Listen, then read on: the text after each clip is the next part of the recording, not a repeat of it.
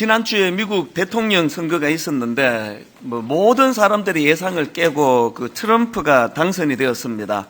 이제 민주당에서 공화당으로 정권이 이제 바뀐 결과인데요.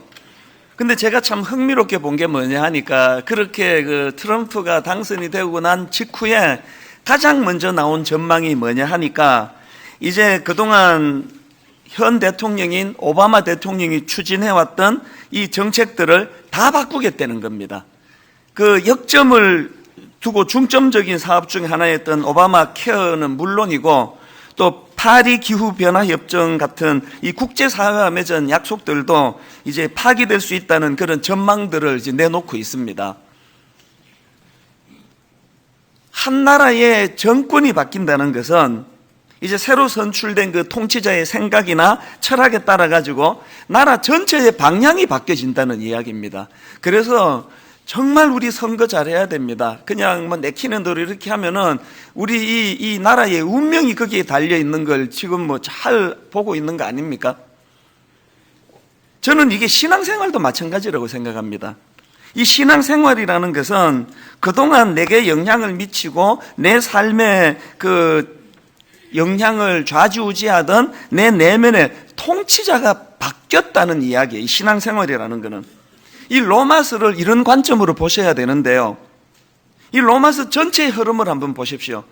전에 한번 제가 소개해 드렸는데, 자, 로마서 5장 1절을 한번 보시겠습니까? 그러므로 우리가 믿음으로 의롭다 하심을 받았으니 우리 주 예수 그리스도로 말미암아 하나님과 화평을 누리자. 기억나십니까? 이 5장 1절의 이 그러므로라는 접속사는요, 그 앞에 나오는 1장부터 4장 전체를 요약하는 차원에서의 그러므로라는 거예요.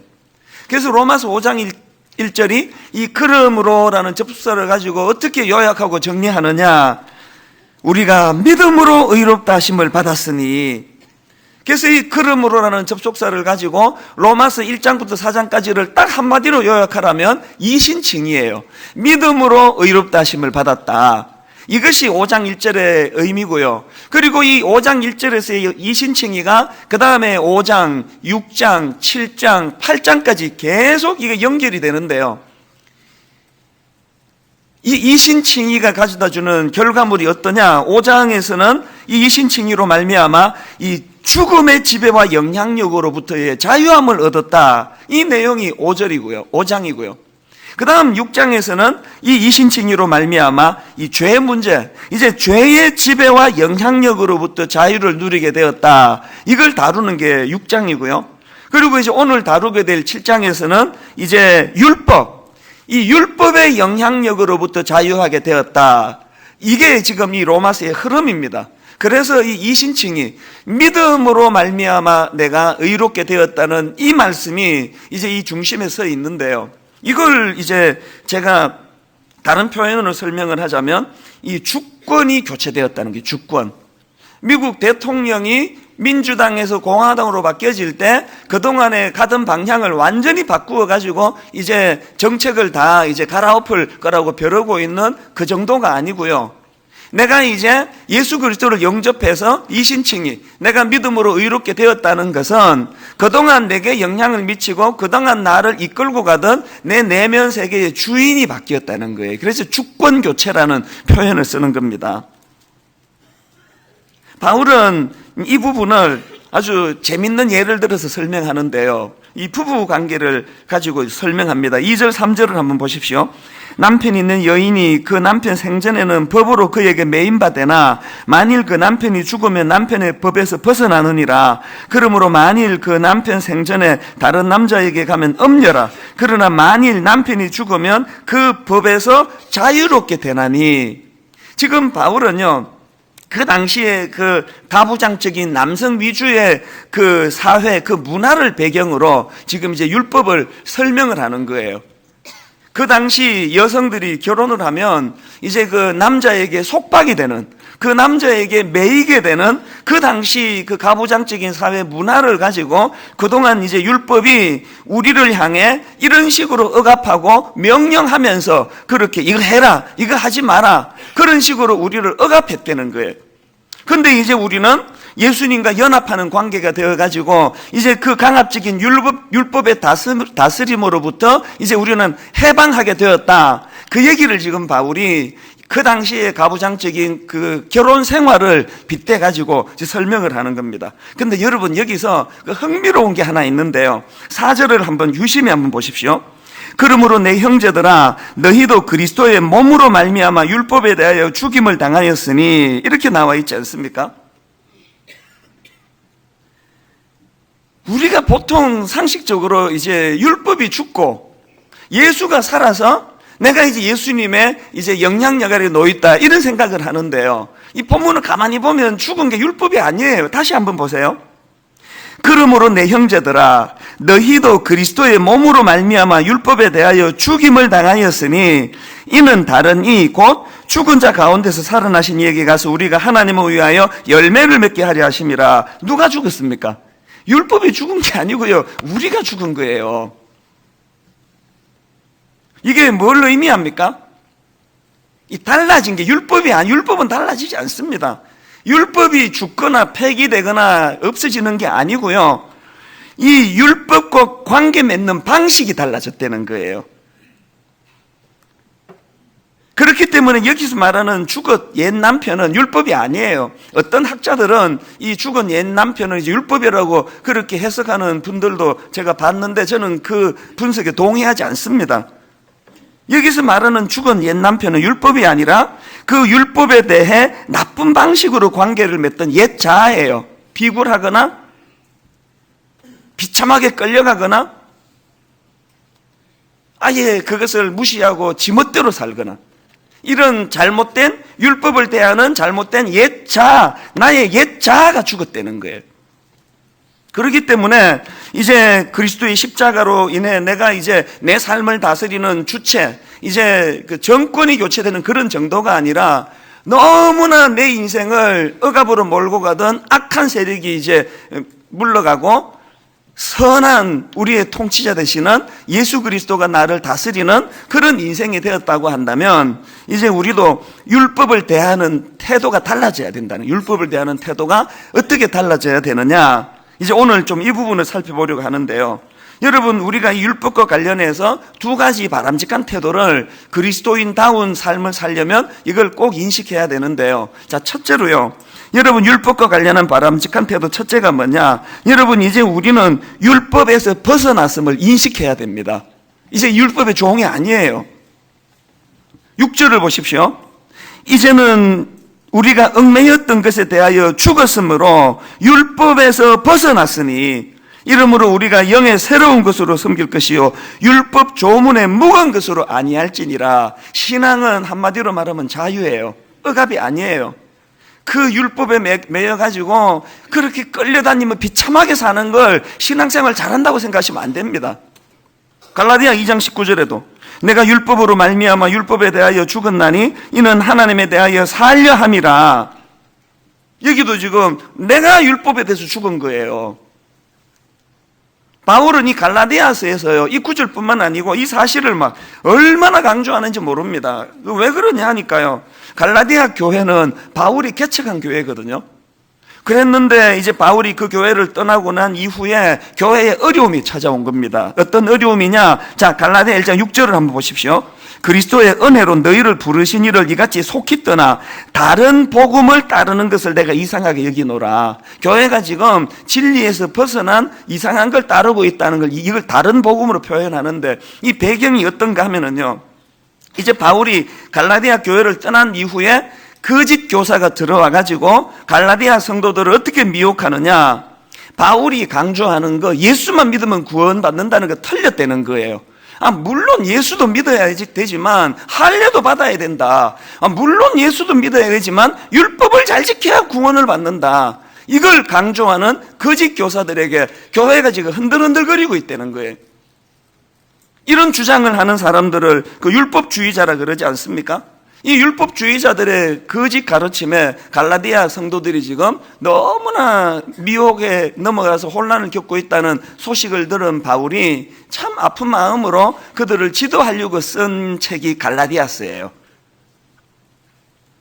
그러니까 이제 갈라디아 3장 1절 2절 한번 보십시오. 어리석도다 갈라디아 사람들아. 제가 이제 이제 은퇴를 하거나 그래가지고 이 교회를 떠나고 났더니 막 여러분들이 이제 미혹하는 그런 거짓 교사들한테 속아가지고 막 이상하게 되면은 제가 여러분께 편지 쓸 거예요. 어리석도다 분당 우리 교회 성도들아. 그러면서 이제 편지를 쓰는 게 지금 그 상황이에요. 어리석도다 갈라디아 사람들아. 예수 그리스도께서 십자가에 못 박히신 것이 너희 눈앞에 밝히 보이거늘 누가 너희를 꾀드냐. 내가 너희에게서 다만 이것을 알려 하노니 너희가 성령을 받은 것이 율법의 행위로냐 혹은 듣고 믿음으로냐. 이신칭이 오직 믿음으로 구원을 받았다는 그 사실을 간과한 그 갈라디아 성도들에 대하여 아픈 마음으로 지금 이 편지를 쓰고 있는 거예요. 그런데 여러분 참 가슴 아프게도요, 오늘 한국교회가 이 갈라디아 교회 비스무리하게 돼가고 있는 거 아닙니까? 십자가도 분명히 믿어요. 의지해요. 그러나 그럼에도 불구하고 우리 스스로가 행위에 대해서 얼마나 잘못된 생각에 빠져 있습니까? 여러분, 이런 그 율법주의자가 되면은 거기에 잘못된 열매들이 몇 개 나오는데요. 율법주의자가 되면은 자기 자신에 대해서는 교만하거나 비굴하거나, 자기 자신에 대해서 교만하거나 위선자가 되거나, 이거 틀림없습니다. 별 중요하지도 않은 그것 좀 지킨다고 우쭐해가지고 사람들을 눈아래로 깔고 보는 이런 사람도 율법주의자고요. 반대로 여러분, 우리가 율법을 지키면 얼마나 지키겠냐고요. 자기는 아는 거예요. 자기는 내가 지금 율법을 잘 못 지키고 있다. 자기는 아니까 잘 지키는 척 자꾸 이제 위선을 떨게 되는 거예요. 목회자가 이쪽으로 가게 되면요, 신경쇠약 걸려 죽어요.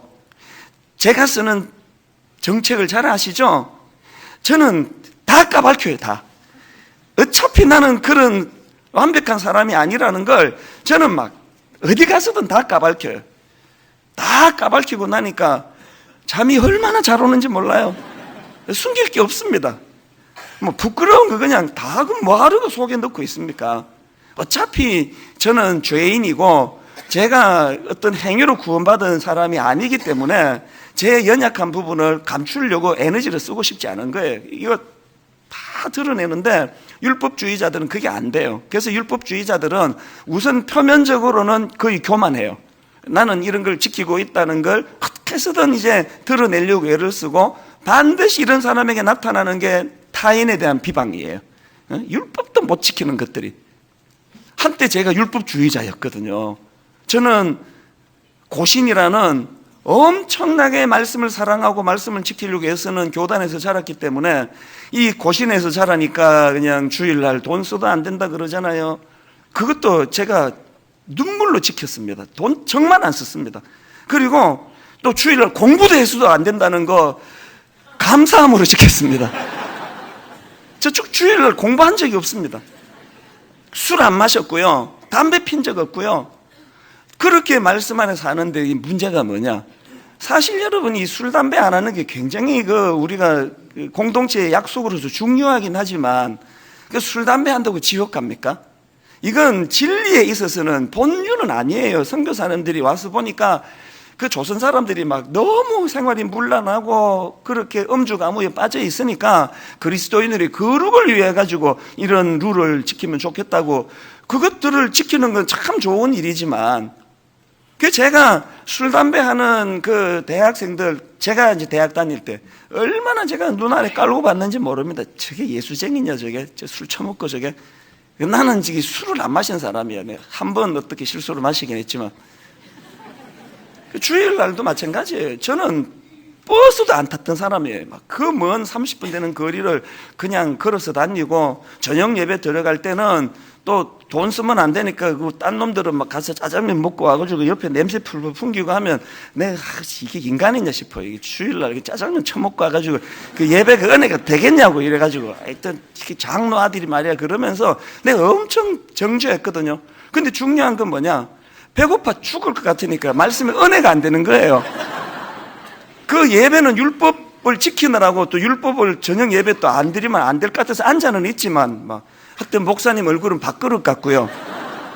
설교 길게 하는 설교자는 내가 분노했습니다.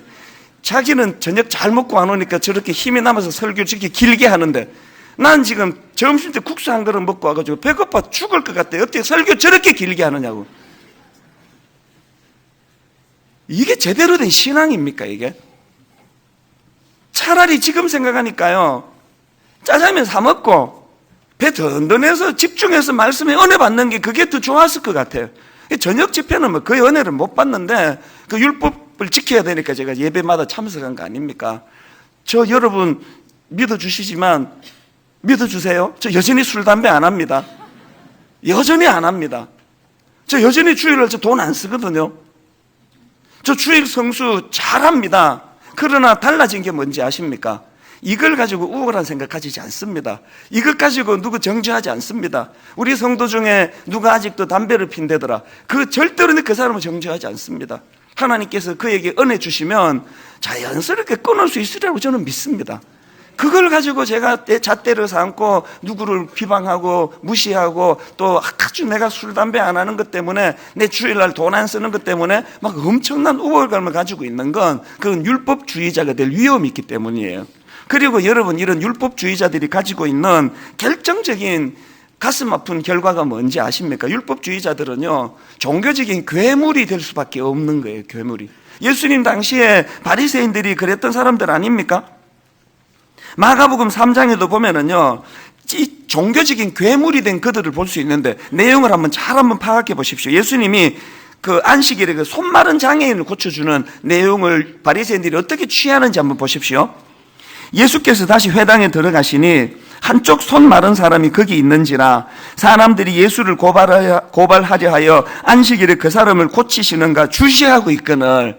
이것부터가 지금 정상을 벗어난 거 아닙니까? 그 다음 보세요. 예수께서 손 마른 사람에게 이르시되 한가운데에 일어서라 하시고 그들에게 이르시되 안식일에 선을 행하는 것과 악을 행하는 것, 생명을 구하는 것과 죽이는 것 어느 것이 옳으냐 하시니 그들이 잠잠하거늘 그들의 마음이 완악함을 탄식하사 노하심으로 그들을 둘러보시고 그 사람에게 이르시되 내 손을 내밀라 하시니 내밀매 그 손이 회복되었더라. 이 상황이에요. 그랬는데 이 종교적인 괴물들을 한번 보세요. 그 다음 6절. 바리새인들이 나가서 곧 헤롯 땅과 함께 어떻게 하여 예수를 죽일까 의논하니라. 이해가 되세요? 사람이요, 율법주의에 빠져가지고 율법 이러고 살면은요, 반드시 괴물이 되는 거예요. 우리 주변에 이런 괴물이 없습니까? 도저히 상식적으로는 이해가 안 되는 종교적인 괴물이 너무너무 많이 양산되는 게 오늘 한국교회의 가슴 아픈 현실 아닙니까? 예수님의 중심은, 율법의 근본 정신은 사람을 사랑하는 일, 사람의 생명을 살리는 일, 그 손 마른 장애를 가지고 고통하는 그 사람에게 초점이 가 계시는데, 이 기계적으로 율법을 지키느라고 주일날 돈 썼지? 너 담배 피지? 솔직히 말해봐. 너 이러다 지옥 간다? 끊임없이 우리는 이 바리새인들의 모습을 닮아가고 있는 건 아닌지, 오늘 우리에게 이런 모습은 없는지. 그러니까요, 이 율법주의자들의 특징은요, 자기가 우선 행복하지 않아요. 행복하겠습니까? 이래가지고 그 예수님 죽일 궁리하는 이런 사람들 안에, 그리고 이런 사람을 만나면요, 그 사람이 다 대하기가 너무 힘드니까 슬슬 피해요. 오늘 여러분, 이 한국 사회 안에 우리 크리스찬들의 자리매김이 지금 이 바리새인 비슷하게 돼가고 있는 거 아닐까요? 그렇기 때문에 우리가 뼛속 깊이 각인해야 될 하나님의 말씀이 갈라디아 2장 16절이에요. 사람이 의롭게 되는 것은 율법의 행위로 말미암음이 아니요 오직 예수 그리스도를 믿음으로 말미암는 줄 알므로 우리도 그리스도 예수를 믿나니. 그 다음 보세요. 이는 우리가 율법의 행위로서가 아니고 그리스도를 믿음으로써 의롭다함을 얻었다 함이라. 율법의 행위로서는 의롭다함을 얻을 육체가 없느니라. 나를 통치하는 내 내면의 주인이 바뀌었다면 우리는 이 말씀을 인식하셔야 됩니다. 자, 그런가 하면은 두 번째로 율법과 관련한 또 다른 바람직한 태도 균형이 뭐냐? 율법에 매이지 않으면서도 율법 지키기에 힘쓰는 사람이 돼야 된다는 거예요. 뭘 말합니까? 여러분, 예수 믿는다는 건요, 율법 폐기론자가 된다는 거 아니에요. 방종주의자가 된다는 거 아니에요. 그렇구나, 나 이제 오늘부터 술 마실래? 담배 필래? 주일날 멋대로 살래? 나 나이트클럽도 가고 마음대로 살래? 이제 율법에 매이지 않는다 그랬다. 이거는요, 절대로 이신칭의의 의미를 아는 사람이 아니에요. 자, 7절에 보니까요, 바울이 이렇게 이야기합니다. 그런즉 우리가 무슨 말을 하리요? 율법이 죄냐? 그럴 수 없느니라. 율법으로 말미암지 않고는 내가 죄를 알지 못하였으니 곧 율법이 탐내지 말라 하지 아니하였더라면 내가 탐심을 알지 못하였으리라. 여기 보니까 지금 바울이 율법의 순기능을 어떻게 설명하느냐 하니까요, 이 율법을 통해서 죄를 인식할 수 있게 됐다는 거예요. 다른 말로 하면은 율법은요, 이게 죄인지 아닌지, 율법은요, 이게 하나님의 자녀에 합당한 삶인지 아닌지, 이런 것들을 분간해주는 가이드라는 기준이라는 겁니다. 그런데 여러분, 이 7절을 한번 다시 보십시오. 그런즉 우리가 무슨 말을 하리요? 율법이 죄냐? 그럴 수 없느니라. 이 율법이 잘못된 게 아니라는 거예요. 율법이 잘못된 게 아니고 내 안에 있는 죄성이 이 율법의 가르침을 악용하기 때문이라. 이건 이런 거예요. 그 왜 영화가 너무나 이제 음란하거나 너무나 폭력적이거나 하면은 등급을 매깁니다. 19금, 19살 이하는 이 영화 보면 안 됨. 이 등급을 매겨요. 또 15세 이하 관람 불가, 또 15세 이상 관람 가. 그건요, 중학생 14살 이하는 이런 영화 보면 안 된다는 등급이에요. 근데 그 일부 그 못된 청소년들은요, 19금 불가만 봐요. 전체 관람가, 그거 야한 것도 안 나오고 폭력적인 것도 안 나오고 무슨 재미로 봐. 그래가지고 이 일부 그 못된 청소년들은요, 청소년 불가 영화만 골라서 보는 거예요. 여러분의 청소년 시절도 그러지 않으셨나요? 그러면 이 심사한 등급을 매긴 사람이 이거 잘못한 겁니까? 그 악용하는 그 청소년이 잘못된 거 아닙니까? 이런 짓은 우리 어른도 자주 하는 못된 버릇 중에 하나 아닙니까? 고속도로를 차를 몰고 가면은 이제 그 무인 카메라가 있지 않습니까? 그거는 시속 100km를 넘어가지고 과속하다가 사고 날까봐 그걸로 이제 단속 카메라가 있는 거 아닙니까? 그러면 일부, 저를 포함한 일부 나쁜 운전자들은 또 요새는 또 그 참 친절하게 또 그 내비게이션의 그 아가씨가 또 정확하게 또 그걸 또 잡아내 주잖아요. 그래서 이제 참 아름다운 목소리로 전방 100m 주변에 속도를 줄여서 가시기를 바랍니다. 그렇게 너무나 배려 깊은 안내를 해주기 때문에 이제 단속 카메라가 있으면 갑자기 140으로 달리던 운전자가 속도 확 줄여가지고 그 앞에서는 마치 늘 100km로 달리는 사람처럼 조심하게 가다가 카메라가 지나자마자 다시 밟아가지고 140으로 가는 게 이게 일부 운전자 아닙니까? 그 어떤 사람이 예를 들어가지고요, 그렇게 카메라 보고 갑자기 160 달리다가 막 그 브레이크를 밟아가지고 속도 줄이다가 이제 카메라 단속 지나자마자 다시 막 160으로 밟다가 그만 앞차를 들이받았다 치자고요. 그러면 그 사람이 국가를 상대로 단속 카메라 달아놔가지고 내가 사고를 당했다, 이렇게 항변하면 그 통할까요? 그건 단속 카메라가 잘못한 게 아니고요, 그걸 악용하는 그 운전자가 잘못한 거예요. 지금 바울이 말하는 말씀의 핵심이 이거예요. 율법이 죄냐? 그럴 수 없느니라. 율법이 잘못하는 게 아니라 그 율법을 지킬 수 없는 우리들의 무능함, 또 그 율법을 악용하는 우리들의 죄성이 문제다, 그 얘기거든요. 그렇기 때문에 여러분, 예수 그리스도의 십자가로 내 내면에 주권이 교체된, 이제는 더 이상 악한 것들이 나 주인 노릇하겠다고 설치는 게 아니라 예수 그리스도가 내 인생을 주장하시고 다스리시는 주권 교체가 이루어진 사람들은요, 이 율법의 억압으로부터의 자유를 무율법주의나 방종주의로 흘러가도록 방치하지 않는다는 거예요.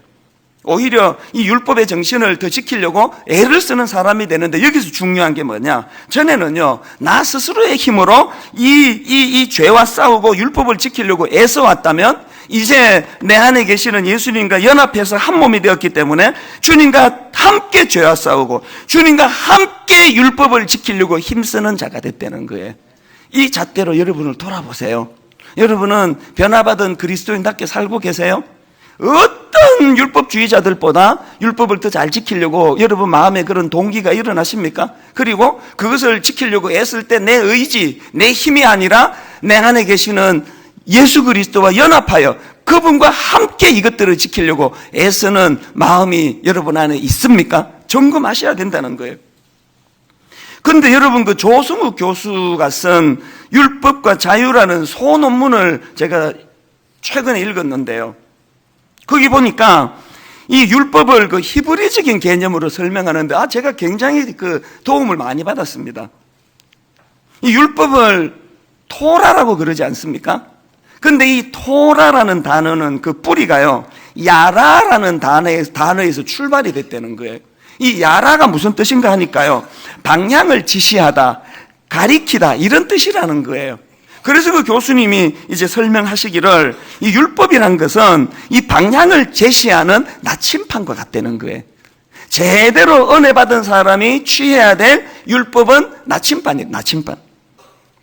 그래서 이 변화된 그리스도인들에게 율법은 더 이상 우리를 속박하고 구속하는 어떤 껄끄러운 대상이 아니라 우리 인생의, 우리 삶의 올바른 방향을 제공하는 고마운 안내자가 되는 게 율법이라는 거예요. 제가 이 글을 읽는데요, 어젠가 그저께인가 이 글을 읽는데, 부산에서 제가 이제 집회가 있어가지고 부산을 간 거예요. 차를 제가 이제 몰고 갔습니다. 차를 몰고 가서 이제 참 교회가 친절하지 않습니까? 그래서 목사님이 부산길이 좀 낯설 텐데 이제 차를 세워두시면 이제 새벽 기도도 그렇고 이제 그 장로님 한 분이 이제 목사님을 좀 안내해 드릴 겁니다. 이제 이렇게 대부분 교회가 그렇게 고마운 제안을 해요. 그럼 다 사양합니다. 아이고, 그 새벽에 그 5시에 예배가 있는 그런 교회들, 그 장로님이 몇 시에 일어나야 됩니까? 제가 이 내비게이션이 있으니까 제가 차 몰고 갈게요. 안 오셔도 됩니다. 그 수고 안 하셔도 됩니다. 제가 보통 이제 이렇게 사양을 하거든요.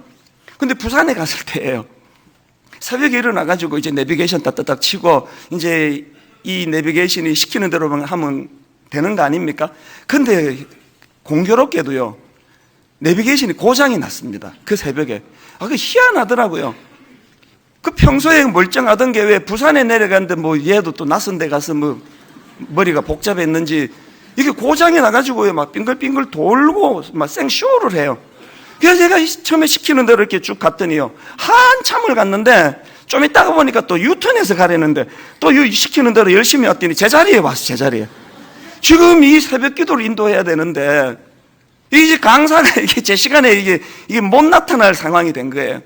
얼마나 당황이 돼. 그때부터 이제 막 땀이 삐질삐질 나고요. 이게 막 이 내비게이션이 원망스럽고, 어제 그 장로님이 또 데리러 온다 할 때 그러면 되지. 쓸데없이 또 괜히 또 내가 차 몰고 간다 그랬다 그러면 막 후회를 하면서 막 머리를 뜯고 싶더라고요.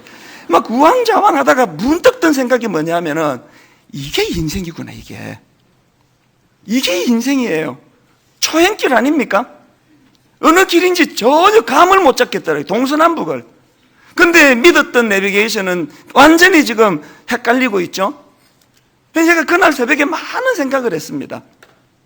오늘 우리 인생이 이런 거 아닌가? 자식 한번 잘 키워보겠다고 했던 게 그게 어긋나고 가슴 아프게 잘못되는 게 뭐 얼마나 많습니까? 잘하자고 했던 게 참 피눈물 나게 만드는 결과를 가져오는 게 인생 아닙니까? 제가 그 새벽에 막 뼈저리게 생각이 됐던 게, 지금 제 옆에 부산 지리를 잘 아는 어떤 사람이 같이 타면 얼마나 좋을까? 그러고 있는데 좀 있다가 내비게이션이 또 제정신을 차렸어요. 그것도 나 진짜 신기해요. 그래서 이제 잘 가서 이제 말씀 전하는데 지장을 안 받았는데요, 그 새벽에 하나님이 제게 뭘 가르쳐 주시기 원하셨을까? 율법이요, 가이드라는 거예요. 가이드. 나침판이라는 거예요. 그래서 여러분, 그 시편 1편 1절에서 주님이 주시는 메시지가 뭡니까? 복 있는 사람은 악인들의 꾀를 따르지 아니하며 죄인들의 길에 서지 아니하며 오만한 자들의 자리에 앉지 아니하고 오직 여호와의 율법을 즐거워하여 그의 율법을 주야로 묵상하는 자로다. 여러분, 이 시편 1편은 나머지 모든 시편으로 들어가는 관문이라는 거 다 아시죠? 근데 여기 보니까 복 있는 사람은 악인의 꾀를 따르지 아니하고 죄인들의 길에 서지 아니하고 오만한 자들의 자리에 앉지 아니하고 오직 여호와의 율법을 즐거워하여 그의 율법을 주하로 묵상하는 자로다. 이게 무슨 뜻일까요? 오직 나침판되는 하나님의 말씀과 계명과 하나님의 그 율법을 우리가 묵상하고 그것을 순종하면 그것이 내 길에 나침판 역할을 해서 우리가 악인의 길에 빠지지 않고 죄인의 길에 들어가지도 않고 오만한 자리에 앉지 않는 이런 틀림없는 인생길을 가게 된다는 그 얘기거든요. 여러분, 하나님의 말씀을 소중히 여겨야 되는 근본적인 이유, 하나님의 계명을 지키려고 애써야 되는 근본적인 이유는 그 하나님의 말씀은 율법을 위시해서 그 하나님의 말씀은 우리 인생 초행길에 나침판이 된대요. 나침판. 성령님에게 역할도 딱 그거 아닙니까? 그날 새벽에 제가 참 울면서 내 영혼이 성령님이 계시는 인생의 운전이 되기를 원합니다. 기도가 나왔어요. 기도가. 오늘은 내가 하나님 이 부산길에서 헤매고 있는데 내 영혼은 오늘 새벽같이 혼미한 삶이 일어나지 않도록 성령님이 좌정하셔서 내 길에 가이드가 되어 주시기 원합니다. 이게 신앙이에요. 오늘 억장이 무너지는 게 뭡니까? 대통령을 위시해서 지금 우리나라 지도자들이 내가 보니까 내비게이션이 고장난 차를 모르는 것 같아요. 국민이 어떡합니까? 믿고 따라야만 하는데 이게 지금 어떻게 된 겁니까? 이게 도대체. 지금 경제는 먹구름이 밀려오고 있고요. 이제 당선자 트럼프는 대놓고 말하잖아요. 이제 미국 국민 우선주의다. 이제 뭐 국방비고 뭐고 니들 주한미군 하려면 이제 방위비 니들이 대라. 안 그러면 우리 철수할 거다. 막 이런 공약을 지금 내놓고 있고, 일본은 막 발빠르게 막 바로 지금 스케줄 잡아가지고 그 면담 스케줄 지금 잡아놓고 이런다는데 우리는 지금 표류하는 배예요. 표류하는. 국민들이 불쌍하지 않습니까? 누구를 믿어야 돼요? 덕장이 무너지는 건요, 그 다음 대안은 또 뭐예요? 참 우리 젊은이들한테 제가 미안한 게요, 이 사건에 대해서 지금 제일 분노하는 게 20대 30대예요 왜 분노합니까? 나는 가난한 부모 만나가지고 과외 한 번 못 받아보고 참고서 사가지고 머리 터지도록 공부해봐야 명문대학 인서울, 서울에 있는 대학을 이건 당연히 못 가는 건데, 최순실 씨 딸을 보니까 특혜 이래가지고 그냥 이화여대 명문대 쑥쑥 들어가고, 이게 분노가 생기는 거예요. 이게 어떻게 이게 교과서에 나온 거하고 세상에 이 정의라는 게 이렇게 다르냐고. 아침에 내가 이게 검색을 하다가 보니까 무슨 기사를 내가 봤냐 하니까 옛날에 쓴 글이래요. 그 최순실 씨 딸이요, 이렇게 그 특혜 누리는 거에 대해서 비판이 많으니까 이제 SNS에다가 쓴 글이래요. 내가 그거 읽고요, 내가 호흡이 잠깐 멈추었습니다. 그 딸이 이렇게 썼어요. 능력 없으면 니네 부모를 원망해. 있는 우리 부모 가지고 감나라 배나라 하지 말고 돈도 실력이야. 이런 글 앞에요, 우리 젊은이들이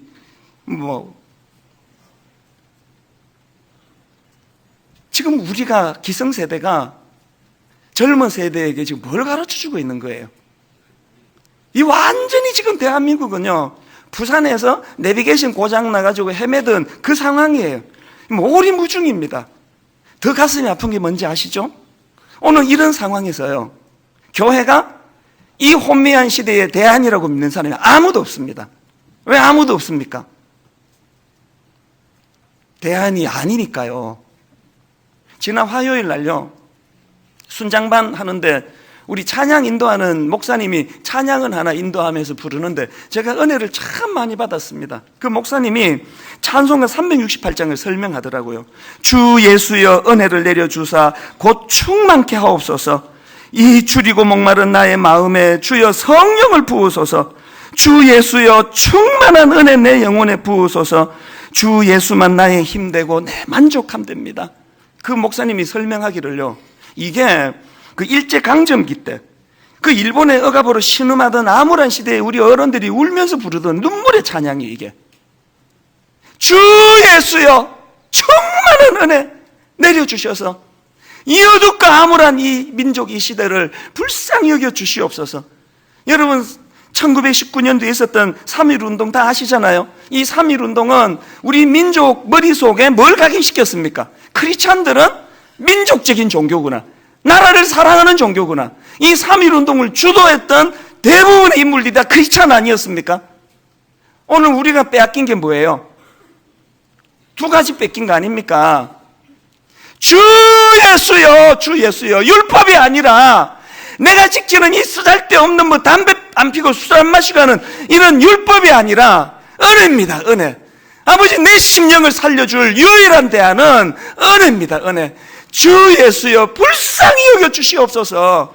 이 단식도 없고요, 이런 은혜를 아는 자들이 이 민족이 방향을 잃고 헤맬 때에 우리 크리스찬 중에 정치 지도자가 나오고 경제 지도자가 나오고 저 같은 목사들이 대안을 제시하고 방향을 가르쳐주고, 왜? 나침판을 내가 받았으니까.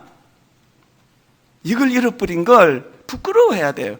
저는 제가 목사인 게 우리 20대 30대에게 너무 창피합니다. 너무너무 부끄럽습니다. 어떻게 하면 좋을까요?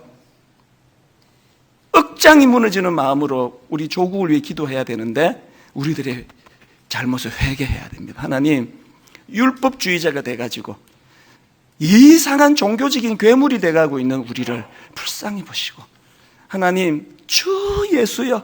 그 3절에 보니까요, 이 세상의 물결이 흉흉해도 날 평안케 하옵소서. 내가 먼저 그 은혜를 누리고 오늘 성찬 예식을 거행할 때 여러분 이 은혜를 갈망하고 또 그것을 누리는 복된 시간이 되시기를 주님 이름으로 축복합니다. 기도하시겠습니다. 하나님 아버지, 아픈 마음으로 기도합니다. 종의 또 우리 기성 크리스찬들의 죄악을 용서하여 주시고 하나님 이 나라를 살려주시옵소서. 먼저 내가 율법주의자 같은 인생을 청산하고 새 주인 되시는 예수 그리스도를 내 마음에 모시고 주 예수여 은혜 내려 주시옵소서. 주님께 부르짖는 저희들 되게 하여 주시옵소서.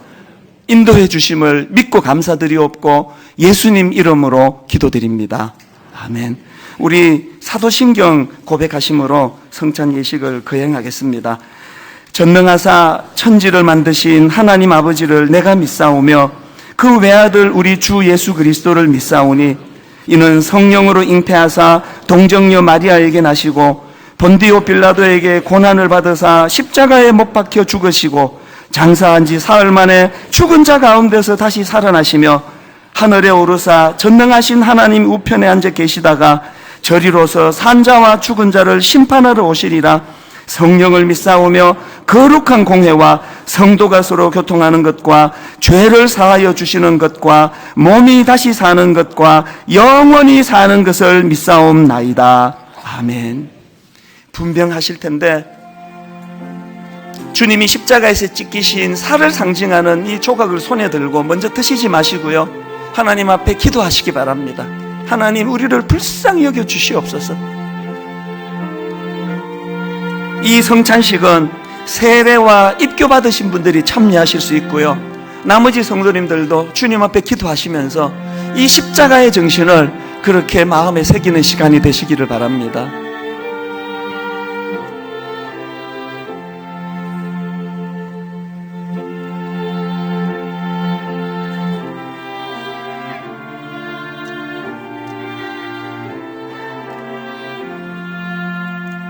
내가 너희에게 전한 것은 주께 받은 것이니 곧 주 예수께서 잡히시던 밤에 떡을 가지사 축사하시고 떼어 이르시되 이것은 너희를 위하는 내 몸이니 이것을 행하여 나를 기념하라 하시고, 세상살이에 주님을 잊고 산 우리들의 죄를 용서해 주시고 하나님, 주님의 십자가를 기억하고 기념할 뿐만 아니라 주 예수여 우리를 불쌍히 여겨 주시옵소서. 주님, 우리 가정을 살려주시고 우리 아들 우리 딸 살려주시고, 아버지, 내비게이션 고장난 부산에서의 그 이찬수 목사의 새벽과 같은 혼미한 인생, 오늘 내 인생의 운전석 옆에 성령님이 계시고 말씀이 우리를 나침반 되게 하여 주시옵소서. 주님 앞에 기도하실 때 회개의 역사가 일어나기를 원합니다.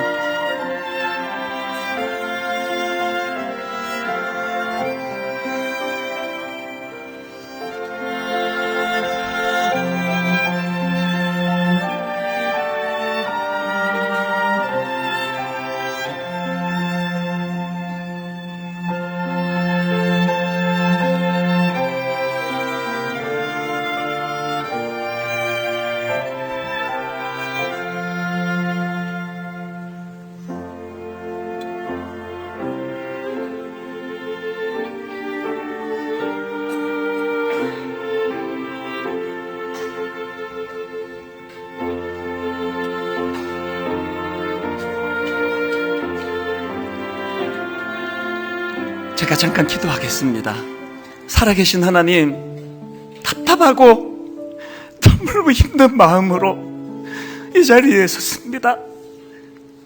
하나님, 이 시대와 이 민족에 아무런 영향을 끼치지 못하는 그저 싸구려 초라한 종교로 전락하고 있는 하나님, 우리 한국교회를 불쌍하게 보시고 이렇게 비참해지기까지 저 같은 목회자들의 죄악을, 우리 수많은 먼지 믿은 기성세대의 죄악을 주님 용서하여 주시고, 하나님, 우리 대어른들이 이 민족을 사랑하고 하나님이 이 나라가 혼미할 때 나침반 같은 역할을 했던 그 아름다운 교회의 모습이 다시 되살아나도록 말씀이 내 안에, 계명이 내 안에 나침반으로 자리 잡도록 도와주시고, 성령님 우리를 인도하여 주시옵소서. 오늘 이 성찬 예식을 거행하는데 주님의 찢겨진 이 살을 기념하며 감격하며 감사하며 눈물로 회개하며 그렇게 임하도록 함께하여 주시옵소서. 인도해 주심을 감사드리옵고 예수님 이름으로 기도드립니다. 우리 반으로 찢어서 주님의 찢겨지심을 우리가 기념하며 그렇게 드시겠습니다.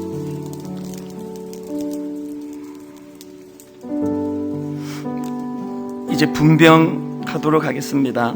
그 잔, 주님께서 십자가에서 흘리신 보혈을 상징하는 그 잔을 손에 들고, 하나님, 주님은 이렇게 피 흘려 우리를 구원해 주셨는데, 그래서 우리의 새 주인이 되어 주셨는데, 우리는 여전히 옛 남편, 옛 주인, 그 아버지의 악한 세력 앞에 우리가 끌려다니고 있습니다. 용서하여 주시옵소서. 십자가 앞에, 주님 앞에 나아가기를 원하는데요, 우리 이 찬양 같이 부르시면서 십자가, 십자가, 십자가, 십자가, 그 위에 나 죽었네, 나 죽었네, 그 사랑 내 속에, 사랑 내 속에 강같이 흐르네. 강같이. 우리 다시 한번 이 십자가를 내 마음에 각인합니다. 십자가, 십자가, 십자가, 그 위에 나 죽었네, 나 죽었네, 그 사랑 내 속에, 사랑 내 속에 강같이 흐르네. 강같이. 여러분 이렇게 고백하시겠습니까? 그의 생명 내 속에, 생명 내 속에, 그의 능력 내 안에, 그의 소망 내 삶에,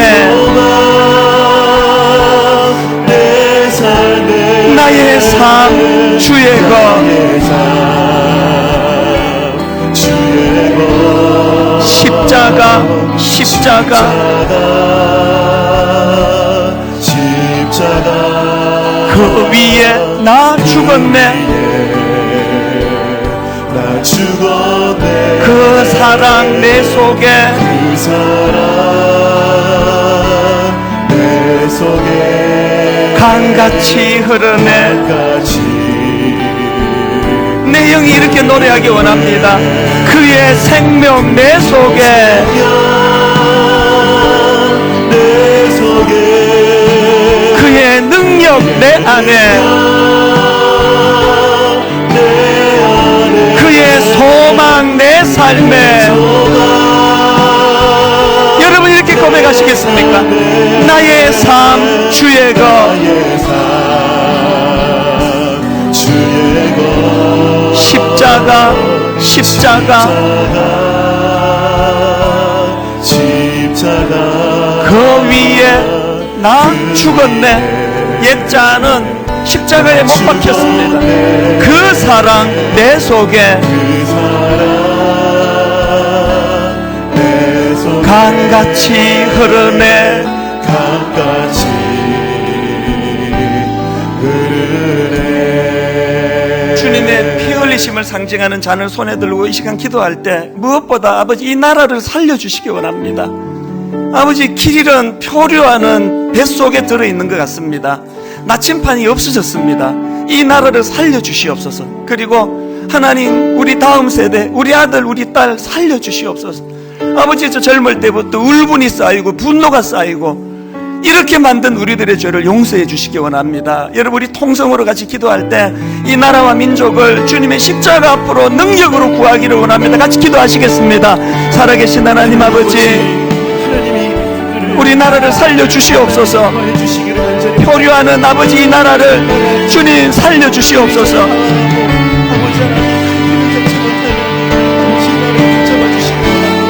나라가 위기를 만날 때, 어려움에 빠질 때 애국하는 종교로, 애국하는 신앙인으로 아버지 그렇게 자리매김할 수 있었던 우리 한국 기독교가 이제 하나님 아무런 시대의 대안이 되지 못하는 참 부끄러운 자리에 빠져버렸습니다.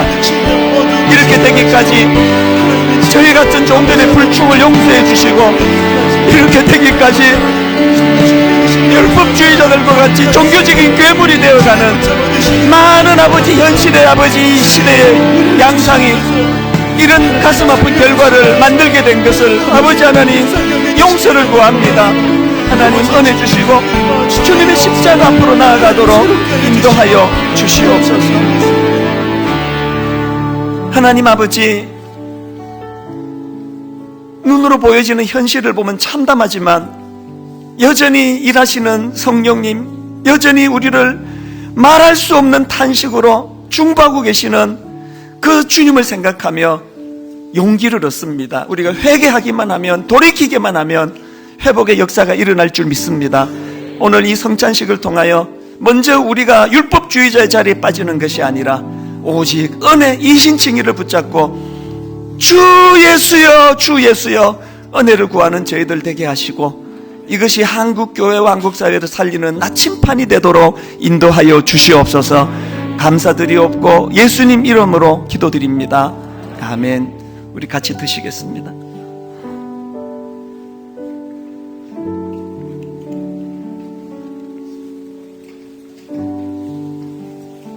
다 자리에서 일어나시고 잔은 오른편으로 전달해 주시고요. 우리 이렇게 찬양합니다. 나 무엇과도 주님을 바꾸지 않으리.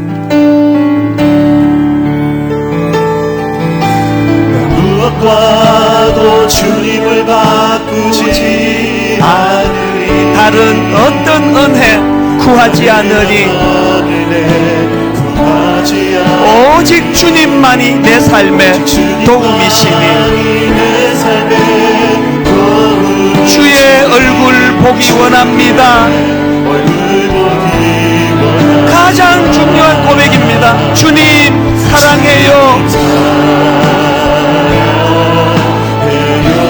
온 마음과 정성 다해 하나님의 신실한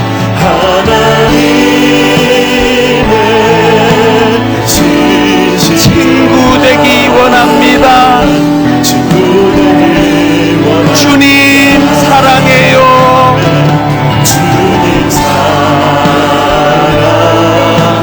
온 마음과 정성 다해 주님의 제자가 되기 원합니다. 하나님의 신실한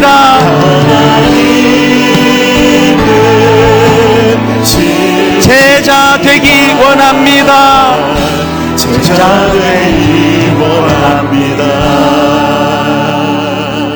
하나님, 이번 한 주간 오늘 주신 말씀이 능력이 되어 더 이상 율법에 끌려다니는 율법주의자가 아니라 주님, 나는 자유인이 되었습니다.